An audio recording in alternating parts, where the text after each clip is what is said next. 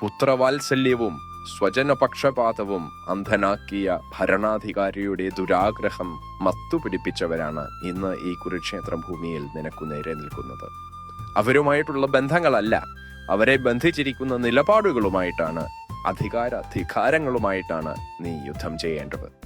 ഈ അവസരത്തിൽ നിന്നെ നയിക്കുന്ന ഒരേ ഒരു ചിന്ത, അവകാശപ്പെട്ട അന്തസ്സിനു വേണ്ടി അത് നിഷേധിക്കപ്പെട്ടവരോടൊപ്പം നിന്ന് നീതിബോധമില്ലാത്ത അധർമ്മത്തിന്റെ അധികാര ഗോപുരങ്ങളെ ഇളക്കിയെറിയുവാനുള്ള വിപ്ലവം നയിക്കുക എന്നുള്ളതാണ്. ഈ ലക്ഷ്യത്തിലേക്കുള്ള നിതാന്ത പരിശ്രമത്തിൽ നിനക്ക് നഷ്ടപ്പെടുന്നത് എത്ര തന്നെ ആയാലും അതിനേക്കാൾ എത്രയോ ഉദാത്തമാണ് മറ്റുള്ളവർക്കായി നീ നേടിക്കൊടുക്കുന്ന സൗഭാഗ്യം. ആയതിനാൽ നിന്റെ ലക്ഷ്യം മാർഗത്തെ സാധൂകരിക്കുന്നു. നീതിയുടെ പോരാട്ടത്തിൽ നീ തന്നെയായിരിക്കും അന്തിമമായ വിജയം.